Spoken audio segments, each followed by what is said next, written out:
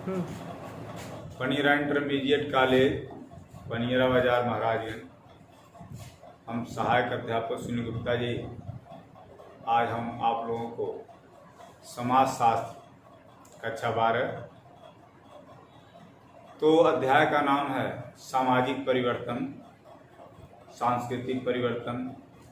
यानी इसके बारे में हम आप लोगों को बताएंगे कि सामाजिक परिवर्तन आज के समाज में जो ग्रामीण एरिया है या ग्रामीण समाज है, नगर वाले या नगर के समाज के लोग के जीवन में कैसे परिवर्तन है, उस पर समाज शास्त्रियों ने अपने अपने विचारों को अपने अपने रूपों में रखा है। तो जैसे सामाजिक परिवर्तन, आज का अध्याय है आपका सामाजिक परिवर्तन।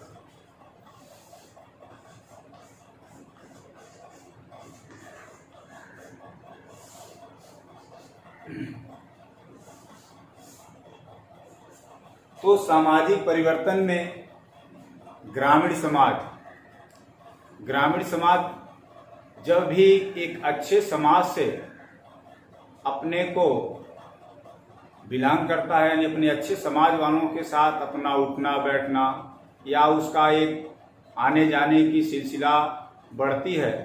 तो समाज में परिवर्तन होता है। लेकिन ग्रामीण समाज में कभी कभी ऐसी भी प्रक्रिया आ जाती है कि कुछ लोगों की विचारधारा कुंठित विचारधारा होती है, जिससे वे अच्छे समाज के लोगों से घृणा करते हैं और घृणा के कारण भी वो ग्रामीण समाज का जो सही रूप का विकास होता है वो सही नहीं हो पाता है। जैसे ग्रामीण समाज में विकास के लिए या नगरीकरण समाज में विकास के लिए या नगरों के समाज में हर व्यक्ति को अपने अंदर पहले अपने को स्वयं झांकना होता है कि ये समाज का जो व्यवहार है या समाज के जो लोग हैं उनसे हमारे रहन सहन या हमारे भाषा शैली किस रूप से उसके साथ टैली कर रहे हैं। तभी तो समाज शास्त्रियों ने कहा कि ये समाज एक दर्पण है, यानी हम समाज में अगर हैं तो हम किस रूप में हैं, इससे आज का व्यक्ति उतना जो है भगवान से नहीं डरता जितना कि समाज से डरता है। और हर व्यक्ति को समाज से डरना भी चाहिए। जो व्यक्ति समाज से नहीं डरता उसका समाज में या व्यक्तियों के बीच या उसका कोई अस्तित्व ही नहीं है। इसलिए समाज को हमेशा लोगों ने महत्ता दिया। जैसे हर व्यक्ति ग्रामीण समाज का ही व्यक्ति है, वो भले ग्रामीण समाज से बिलोंग कर रहा है, लेकिन वह अपने चरित्र को, अपने विचार को, अपने रहन सहन को, अपने खान पान को, वह भी हमेशा ये सोचता है कि जो मेरे बगल का व्यक्ति है या मुझसे जो ऊंचे अच्छे चीज़ों से बिलोंग कर रहा है उससे हम अपने को टैली करता है। जैसे शिक्षा के क्षेत्र में ले लिया जाए तो एक छोटा ग्रामीण समाज वाला भी एक जो नगर वाले के समाज में जो नगरीकरण में यानी शहरों में जो निवास करते हैं उनसे अपने बच्चों का कंपैरिजन करता है। तो उसमें क्या आ जाता है कि ये ग्रामीण समाज का विकास में सामाजिक परिवर्तन लाने में सबसे एक महत्वपूर्ण भूमिका होती है मनुष्य को अर्थ से, जो कि मनुष्य के जीवन में हर व्यक्ति के जीवन में 4 पुरुषार्थ आ जाते हैं, चाहे वो किसी भी समाज का हो, लेकिन हर व्यक्ति है धर्म है, अर्थ है, काम है, मोक्ष है। तो जिसमें ग्रामीण समाज के विकास में अर्थ की महत्वपूर्ण भूमिका है। यानी जब व्यक्ति आर्थिक रूप से मजबूत रहेगा तभी वह अपने बच्चों को एक अच्छी शिक्षा दे सकता है। तो अर्थ के रूप में मजबूत होने के लिए हमें कहीं न कहीं पूंजी की जरूरत होती है। और कभी कभी तो ऐसा भी आ जाता है कि ग्रामीण समाज में अर्थ की व्यवस्था कमजोर होने के बावजूद भी व्यक्ति जो है विकास कर जाता है। तो अर्थव्यवस्था का कमजोर होने के बाद भी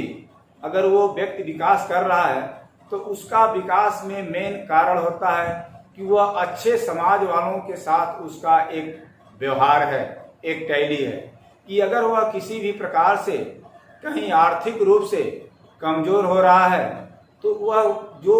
अच्छे लोगों से, अच्छे समाज से जो उसका एक मिलवर्तन है, उसको एक सपोर्ट मिल रही है। जैसे कि देख लिया जाए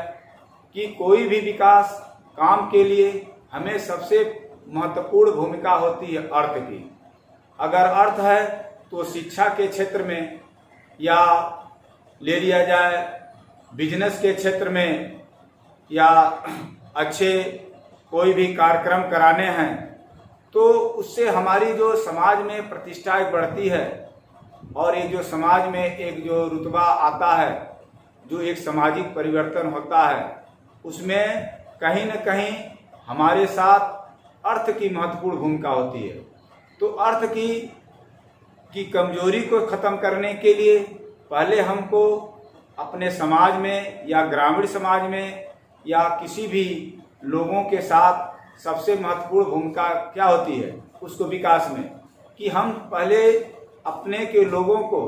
शिक्षित करें। यानी अगर शिक्षा के क्षेत्र में हम विकास कर रहे हैं तो हमें कहीं न कहीं हमारी जो है कौशल विकास या कुशाग्र बुद्धि होगी। जब बुद्धिमत्ता तेज होगी तो कोई न कोई बिजनेस या कोई न कोई व्यवसाय कम पूंजी में भी लगा करके वह शिक्षा के क्षेत्र से जब वह मजबूत रहेगा तो विकास कर जाएगा। तो ये जो है अर्थ की एक महत्वपूर्ण भूमिका होती है, जिसको अर्थ को कमाने के लिए अभी ग्रामीण एरियाओं में देख लिया जाए तो तमाम लोग नहीं कुछ है तो अपना स्वयं का निजी, अपने स्वयं का ही धंधा, अपने घर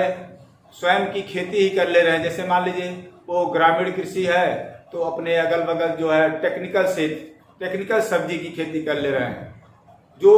अर्ली वैरायटी के जो है, जैसे मान लीजिए अर्ली वैरायटी के गोभियां हैं या टमाटर हैं या कोई भी सब्जियां हैं, उसको वो अर्ली वैरायटी के पहले ही जो समय का जो होगा उसके पहले ही कृषि को के रूप में वह जो है अपने खेतों में उसको लगा दे रहे हैं। और समय पर अब मान लीजिए ग्रामीण समाज है, नहीं पूछिए उसके पास खेती तो है, तो वो जो है अपना सब्जी वाली खेती कर लिया और उससे कम पूंजी में ही जब उसका रेट अच्छा है तो उसको अपने गांव पर नहीं लेकर के अपने जो बगल शहर है या मार्केट है उनमें ले जा करके वो अच्छी दाम पर बेच लिया। तो उससे जब उसको बेचा तो उसकी अर्थव्यवस्था एक मजबूत हुई। जब अर्थव्यवस्था उसकी मजबूत हुई तो अपने बच्चों को जो है वह शुद्ध रूप से एक टेक्निकल शिक्षा या लिख लिया जाए व्यवसाय शिक्षा या अच्छे शिक्षाओं से जोड़ करके अच्छे विद्यालयों में ही नाम लिखा लिया, जिसके उसका बच्चा विकास किया। तो शिक्षा के क्षेत्र में ग्रामीण समाज का जो परिवर्तन है उसमें हमारी कहीं न कहीं अर्थव्यवस्था की एक महत्वपूर्ण भूमिका हो जाती है, जिससे हम समाज में एक उभर करके सामने आते हैं। इसीलिए व्यक्ति को जीवन के 4 पुरुषार्थ में, जैसे धर्म का पुरुषार्थ करें कि हर व्यक्ति को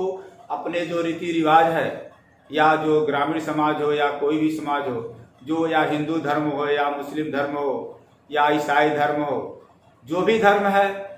तो जिस समाज के लोग जिस धर्म की मान्यता को मानते हैं उस धर्म के अनुसार वो पालन करते हुए वो धर्म को भी निभाते हैं। धर्म अर्थ है कि वह अपने मेहनत से, परिश्रम से जो भी कमाई करेगा उस परिश्रम की कमाई में एक ईमानदारी का अनुसरण करते हुए समाज में अपनी छवि को देखते हुए, गलत काम को करते हुए नहीं, एक समाज में जो एक मर्यादा है, एक परिश्रम की कमाई को करके अर्थव्यवस्था को इकट्ठा करके और समाज में अपनी छवि को बनाता है। और कुछ लोग क्या हैं कि समाज में अपनी छवि को न बनाते हुए गलत रंग राइड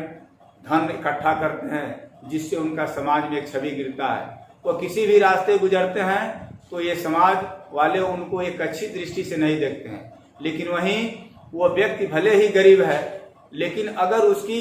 एक ईमानदारी है, उसके अंदर एक चरित्रवान है, वह एक प्रकार सा सहनशील व्यक्ति है और समाज में हर व्यक्ति के लोगों के साथ एक मर्यादा का जीवन अगर जी रहा है,